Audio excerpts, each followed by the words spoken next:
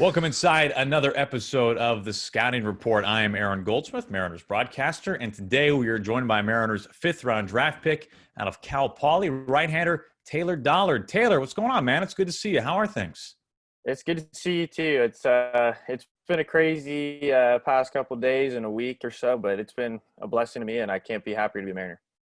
Yeah, what an exciting time in your life, my man. Tell me what it was like that day when you found out that you were drafted and you are a Seattle Mariner. It was one of the longest days I have ever had in my life. Obviously, I was in the fifth round, so the draft started at 2, and I don't think I got a call from the Mariners until like 7. So it was a long day, to say the least. But I mean, just sitting on the couch with my family, and I had a couple friends up here with me, and my heart was beating out of my neck. And until I got that call, it kind of all just hit me, and I just couldn't be happier. It'll be a day I never forget for sure. How much conversation, interaction had you had with whether it be Scott Hunter, who oversees the draft for the Mariners, or scouts? How much had you been engaged with the Mariners before draft day? Not too much, honestly. I was in touch with the area guy for California, and that was kind of like my guy up here who was always talking to me and checking in and getting information on me and stuff. So I didn't really have too much interaction with the higher up guys and stuff like that. But I mean, honestly, as soon as I got the first call from the area guy, I got off the phone with him and I called my mom right after. I'm like, "Hey, Mom, I think the Mariners are the place I want to go. I think they really are going to value me up there." And sure enough, on draft day, I was hoping that the Mariners were going to call my name, and sure enough, it worked out that way. Well, your college career at Cal Poly is really interesting. A lot of time in the bullpen and then shifting into a starter's role this season, helped out by some really solid performance in the Cape League. Kind of tell us and talk us through your progression as a college pitcher during your time at Cal Poly. Yeah, so my freshman year, I came in and I was in the bullpen, which I was okay with because it taught me a lot of stuff that is you just can't practice. It taught me how to pitch in high pressure situations and stuff like that, and how to pitch on short days rest. And that just kind of translated into my sophomore season when I was still in the bullpen. And that mentality, and like I said, the stuff that you can't teach or practice, being in the high pressure situations and stuff, it just translated for me when I slowly started to become a starter my junior year this year. And it just kind of honestly helped build who I am today. Yeah, we hear sometimes relievers talk about how when they do make the transition to being a starter, how there's really this emphasis on there's no time to settle in when you're a reliever, right? Like you can't let a couple of guys get on base and then work out of a jam quite as easily, especially if you inherit runners. Did the kind of attack mentality become a stronger part of your game as a result, it sounds like? Absolutely. Yeah, 100%. I mean, coming out of the bullpen, you never know what situation you're going to get thrown into. And there were numerous times where I got put in with runners on and 1 to no outs in a close ball game or something like that. And honestly, that's just stuff you can't teach. And that kind of mentality coming in where you got to have your best stuff from pitch one, it just kind of helped me like transition to a starter, because now it's like that's my mentality. So from pitch one of my start, I'm going to be dialed in and have my best stuff going and not worry about settling in down the line. So along those lines, let's talk a little pitch mix, some little repertoire. How has your repertoire changed or increased over the last 3 years? Yeah, so I mean, my freshman year, I was mostly a fastball slider guy. I was always working on my changeup, but I never really could develop it to the point where it was game ready at the college level. And so that was a pitch I was working on a lot going into my sophomore year. It started to come along a little bit, but it still wasn't exactly what I wanted. And so over the summer in the Cape, I kind of worked with the pitching coaches a lot out there, and we kind of found something that was working with my changeup. And I was like, okay, this is the pitch that I want it to be. This is how I want it to look and everything. And along that same path, I was still developing, working on a curveball as well. So I was trying to add those two pitches into my mix, and then sure enough, it kind of just started to all come together for me. The feel was starting to build up for those pitches for me, and come season, I was kind of ready with the 4-pitch mix to go with the fastball, slider, changeup, and curveball. And those pitches are just something that the addition of the 2 pitches, I should say, are something that's I think elevated my game tremendously. A good sign for you, especially given your bullpen days in college, more strikeouts than innings pitched for your young college career. Is that a credit to the slider? Is that the strikeout pitch, or is it something else? No, my slider's always been my strikeout pitch. That's been the pitch I've gone to since high school days. And that's just the pitch that whenever I need a strikeout, that's the pitch I'm going to. Taylor, I'm a little disappointed, man, because like all the photographs, like we don't know anything about you. We can't put a face with the name, and then they throw the headshot up, and we see this like almost DeGrom flow, like not quite as long as DeGrom in his prime, but we see this great flow. And now here we're talking, and you're rocking the hat and like the buzz cut, man. What's going on? Where'd the flow go?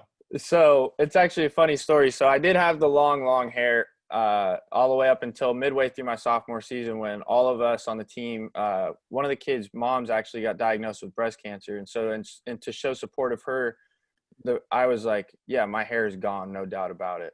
So we all shaved our heads last year. And then when we started to get into the end of the season and the hair started to grow back, my teammate actually told me, he's like, hey, why don't we do mohawks? I was like, all right, let's do it. And so it slowly has transitioned into the beautiful bleach blonde mohawk that we got rocking here. And so I kind of just let it go. And I called my mom one day. I was like, hey, Mom, would you mind bleaching my hair? And she was like, yep, I'll do it. So that's kind of how that all started. What a mom. Yeah, exactly. We got kind of like the Fernando Tatis Jr. look kind of going on there in the back. You were really hiding that well, man. It looks a little greasy, like a little COVID state, I gotta say. No, it needs to get trimmed up for sure. But it's just, when you put too much like gel and stuff in it, when I have to slick it back to look good and stuff, I mean, it does get a little messy at times. But the Tatis look was what I was kind of going for with it. All right. Well, there you go. I mean, that's as good of a compliment as you'll get then. You nailed it, man. And I don't know anything about hair products, so you're speaking a foreign language to me.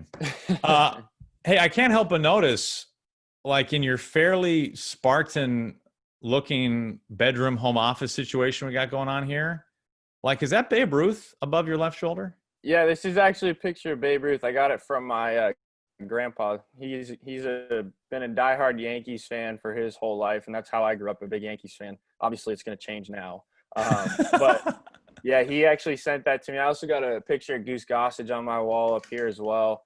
So it's pretty sweet, honestly. I am curious. Like I'm not knocking your interior decorating skills because I'm sure they're top notch, man. They're 80 grade, I no doubt. But I am curious about the placement of the photograph because it's very close to the trim of the door, and it would appear, at least from my angle, that there were other places you could have hung that. Was there something there prior that is now removed, or what's going on? No, so my bed's right behind me. So I always had the thought that if it ever fell off, I never wanted it to crush my head while I was sleeping. So I put it just off to the side of it. Plus, I wanted it right by the door, so every time I walked out, I'd be able to see it. Hey, man, that's my interior designing skill. Dude, you're thinking it through, man. You know, LA guy, things fall off the wall sometimes in LA. You know this. Like, what do you use the head, man? Yeah. Put that Cal Poly education to the test. I like it. All right. Hey, as a West Coast guy, I mean, was it pretty special to be drafted by a West Coast team? I assume you still have family on the coast. Would make travel a little bit easier? Oh, as soon as I found out I was going to a West Coast team, well, one, I was just happy to find out I was going to a team, and then looking at it more that I was staying on the West Coast, I couldn't be happier. I mean, it's not too bad of a drive for my parents. Like, wherever I'm going to be at, it's not going to be too bad of a flight or anything like that. And I couldn't be happier to be in Arizona for spring training too, because my parents can also go to that and the other family can go to that. So, I mean, being on the West Coast was an absolute blessing to me. Now, for those a fan of, we talked about the Cape League a little bit, but you are an alum of the West Coast League. And for those diehard fans of the Yakima Valley Pippins, they might remember you from back in the day. So, I mean, you've been kind of to our neck of the woods. Have you spent much time in Seattle before? Yeah, I've actually been to Seattle one time when we went up to play University of Washington last year. That was the time that I got to actually see the stadium for the first time and kind of drive through Seattle and all that stuff. So I was like, wow, this place is really, really cool. Like, this would be a great place. One, a great place to go to school because that was what we were doing up there. But then two, I was like, this is honestly a pretty sweet setup that the Mariners got up here. This would be a dream come true to play here. Yeah, would have known then what you know now about that, huh?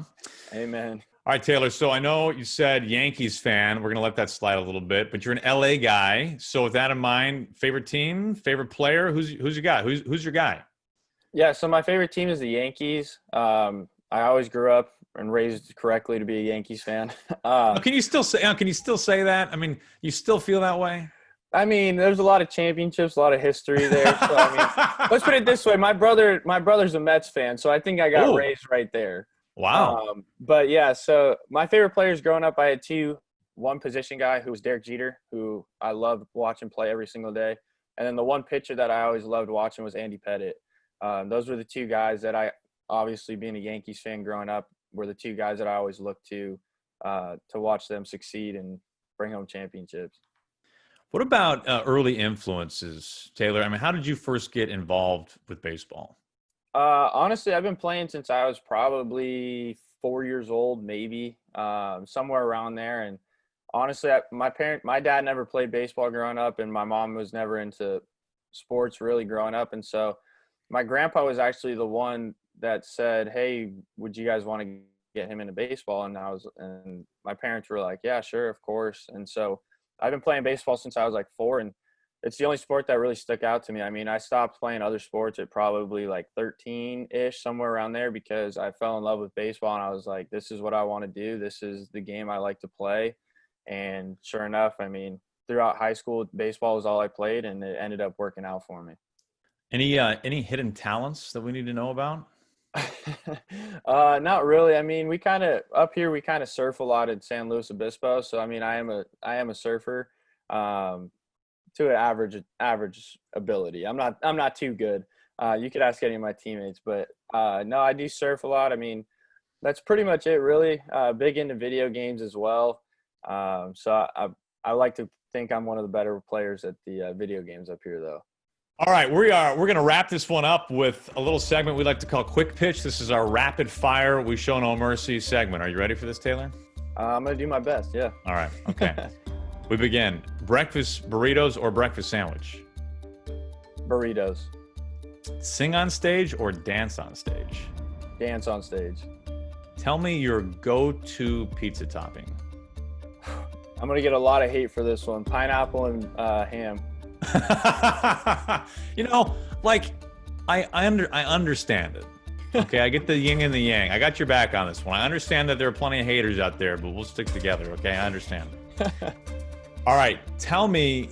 Go back in the memory bank a little bit. Tell me your first celebrity crush. Ooh, Megan Fox. That's an easy one. Transformers movie. Come on.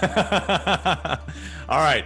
And finally, I know you said you stopped playing other sports around early teenage life, but tell me your greatest non-baseball athletic achievement. All-star in the flag football league. Oh, really? Man, hardcore flag football, a tough guy, huh? Yeah. Oh, yeah. I was never allowed to wear the pads, so I mean, I got as close to football as I could get.